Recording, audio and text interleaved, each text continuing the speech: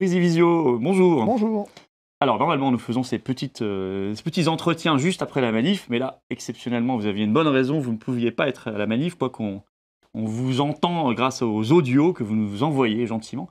Alors quelques petits sujets d'actualité mais qui sont quand même extrêmement importants. D'abord le McKinsey Gate évidemment, le scandale McKinsey qui est en train de pourrir complètement cette fin de campagne pour Emmanuel Macron, et tant mieux. Qu'est-ce que vous pensez de ce sentiment de fébrilité et de panique qui semble prendre le gouvernement et Emmanuel Macron? Il y a deux réalités. Il y a le sentiment de fébrilité du gouvernement, il y a la feinte de la fébrilité d'Emmanuel Macron. Emmanuel Macron a lu Schopenhauer et à ce titre, effectivement, dans son interview la récente dimanche soir sur France 3, je crois. Dimanche midi, oui. Dimanche midi sur France 3. Il a éclaté de colère, tapé du poing sur la table avec ce fameux registre qui vient de me chercher. Souvenez, hein, donc qu'ils aillent au pénal. Alors d'abord, ils y vont déjà. Ils y vont déjà. Bon, d'abord parce que ça dépend contre qui. Si c'est contre McKinsey, le Sénat s'est chargé d'y aller, je me suis chargé d'y aller. Et si c'est contre lui, comme c'est une bonne idée, puisque j'y vais aussi, à l'époque où il était ministre, puisque aujourd'hui, j'ai déposé une plainte contre Emmanuel Macron pour l'époque où il était ministre, dont je n'ai fait absolument aucun mystère qu'elle sera classée par la Cour de justice de la République. Bref. La Cour de justice de la République classant tout. Classant absolument tout. Tout le temps. C'est un organe de classement. C'est ça. D'ailleurs,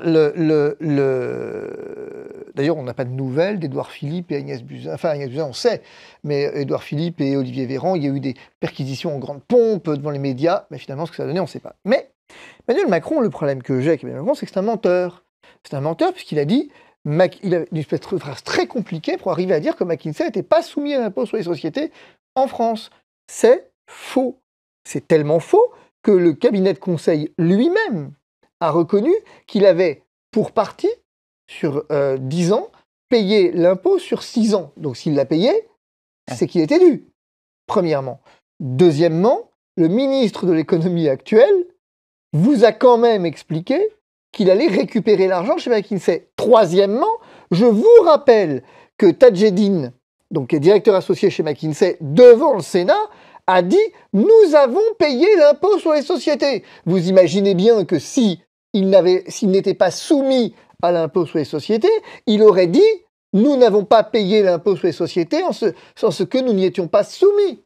Ou alors, lorsque nous y sommes soumis, nous payons. Or, c'est bien ça que lui reproche le Sénat.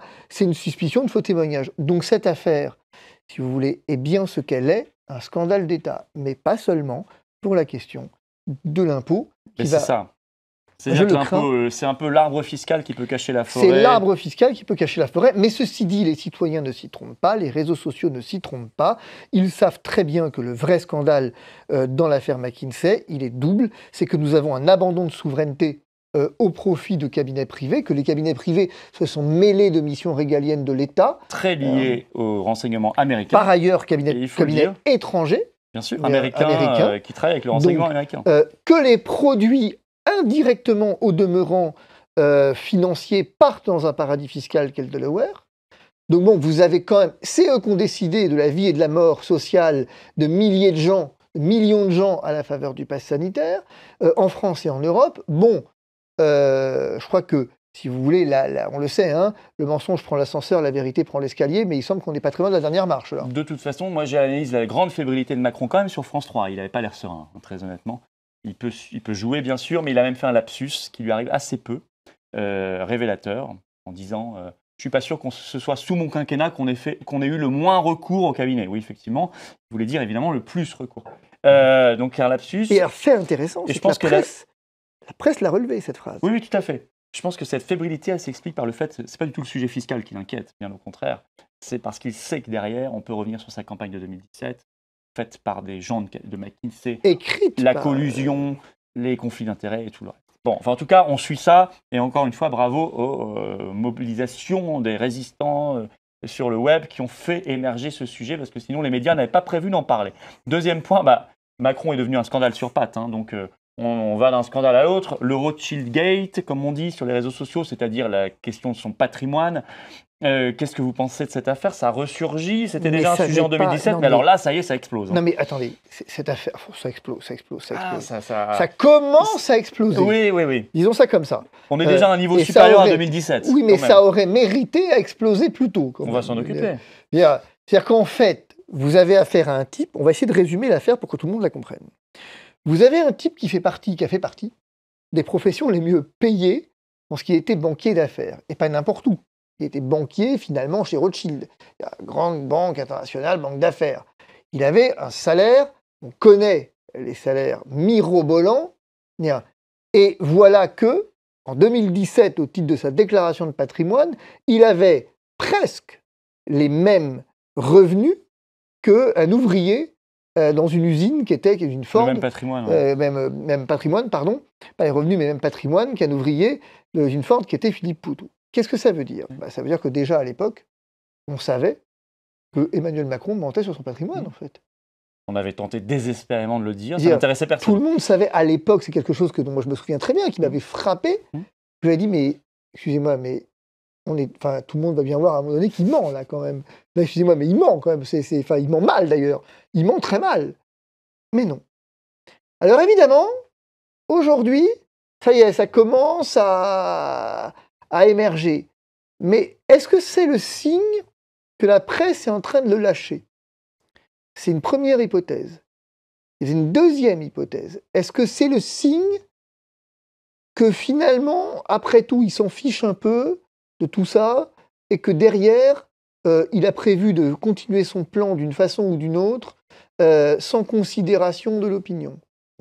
C'est des questions qui méritent d'être posées. Les semaines qui viennent vont être décisives. On va voir, est-ce que, et c'est un bon exercice de démocratie, est-ce qu'avec les scandales que Macron a actuellement sur le dos, on peut concevoir un instant qu'il soit réélu pour 5 ans président de la République? C'est une vraie question. Et on pose la question, où est le PNF? Non, on pose, oui, bien sûr. Parquet Alors, national financier. Le PNF, on sait que, comme la délinquance a explosé sous Emmanuel Macron, il est très occupé. En fait, la délinquance financière ayant explosé, vu le nombre de ministres qui sont mis en examen, vu le nombre de conseillers qui sont mis en examen, C'est vrai. forcément, ça prend du temps. Bon, on peut comprendre qu'il soit occupé, le parquet national financier. On peut se poser une autre question. Où est l'opposition parlementaire? Non, parce que ce soit dans McKinsey, essayons de réfléchir 15 secondes ensemble. On n'y pense même plus parce C'est ça. qu'on l'a oublié. Sous McKinsey, comme pour l'affaire Rothschild, comme pour McKinsey, comme pour Rothschild, regardez, quand une commission d'enquête parlementaire fait son boulot, ça donne des résultats. Bien sûr. Mais quand elle fait pas son boulot, ce qu'elle a fait jusqu'ici, ça donne aussi du résultat, qui est celui escompté, c'est-à-dire rien. Et donc, on voit que l'opposition parlementaire, elle a une mission importante, qui est de réunion de commission d'enquête, etc., et qu'elle aurait pu le faire depuis bien des années sur cette déclaration de patrimoine. Vous imaginez le scandale si on découvrait qu'Emmanuel Macron avait menti sur sa déclaration de patrimoine, il y avait de quoi faire exploser son quinquennat. On ne l'a pas fait. On ne l'a pas fait. Donc on peut quand même s'étonner, et parmi ceux qui ne l'ont pas... j'insiste quand même, parmi les candidats à la présidentielle, je pense au Rassemblement national, et je pense effectivement tant aux Républicains que la France insoumise, ces partis étaient représentés à l'Assemblée. Que n'ont-ils réclamé ces commissions d'enquête? Que n'ont-ils réclamé ces commissions d'enquête? Que les ont-ils réunis? Donc si vous voulez, voilà, je pense qu'on n'est pas au bout de nos peines. On va suivre ça aussi, et je pense que le sujet va monter beaucoup dans les jours qui viennent. Un dernier petit point, presque amusant. Le gouvernement, je crois que c'est Gabriel Attal, porte-parole, qui s'est senti obligé de dire, même si vous êtes cas positif Covid, vous aurez le droit d'aller voter à l'élection présidentielle. Qu'est-ce que ça vous inspire? Ça m'inquiète qu'il ait eu besoin de le dire. Ouais, c'est ça. Est-ce qu'un temps, il eût été envisagé que ça puisse ne pas être le cas? C'est la question qu'on doit se poser. Et avec une question dès lors. Comment j'aurais fait pour savoir qui était positif et qui ne l'était pas? Premier élément. Deuxième élément, à supposer qu'il ne l'ait pas dit. Donc les positifs seraient allés voter. Les positifs ne seraient pas allés voter. Enfin, comment ils l'auraient su, je veux dire. Vous voyez ce que Et je là, veux ils dire? leur disent il faut mettre un masque si vous êtes positif. Si vous voulez, tout ça montre une chose, c'est qu'on a dépassé, mais maintenant on le sait avec McKinsey, l'affaire McKinsey le montre, On a dépassé le stade du sanitaire, c'est fini. Donc maintenant, nous sommes d'accord, on peut réintégrer les soignants, alors, ça y est. Ah. Maintenant, on peut, ça y est, c'est bon. Puisque, voilà, bon. Mais est-ce qu'on se rend bien compte, d'ailleurs, ceux qui continuent de soutenir l'exclusion des soignants, est-ce qu'ils se rendent compte que finalement, là, la prochaine étape, c'est que positif ou pas, tu vas bosser, malade ou pas, tu vas bosser, et tu la fermes. C'est ça la prochaine étape. Tandis que, dernier point, ça y est, on peut retirer le pass sanitaire à l'hôpital, ça nous fera faire des économies substantielles quand même. Vous voyez que tout ça n'a plus de cohérence et il se trouvera quelques-uns pour défendre la mesure, la félicitant, en disant c'était évidemment ça va dans le bon sens, on ne pouvait pas entraver l'exercice démocratique, ce qui est tout à fait vrai. D'abord, ils n'avaient pas le choix, constitutionnellement, ils n'avaient pas le choix. Bien sûr. Et enfin, ça n'enlève rien au fait que pendant ce temps-là, vous continuez d'avoir besoin d'un pass sanitaire pour aller à l'hôpital et que pendant ce temps-là, depuis des mois, les positifs avaient des droits, vaccinés avaient des droits que les négatifs n'avaient pas. L'intérêt, c'est que ça souligne une nouvelle fois l'absurdité de... L'intérêt, c'est que ça souligne. L'intérêt, c'est que... La folie de ce système, quoi. Moi, je vais vous dire, tant mieux que les positifs puissent aller voter. C'est une occasion de plus pour dégager Emmanuel Macron, finalement. Ne perdons pas le bénéfice de tout ça. D'ailleurs, moi, je dis aux covidistes, attention, les bureaux de vote vont être remplis de positifs. Vous qui avez besoin de 8 masques et 4 doses, pour vous rassurer, le mieux, c'est peut-être de rester à la maison. Ou alors de faire sa 4e dose avant d'aller voter. Mais moi, je les incite à rester à la maison. C'est ça, voilà. La santé avant tout. La santé avant tout. Et en même temps, faire gaffe, parce que les abstentionnistes peuvent favoriser la réélection d'Emmanuel Macron.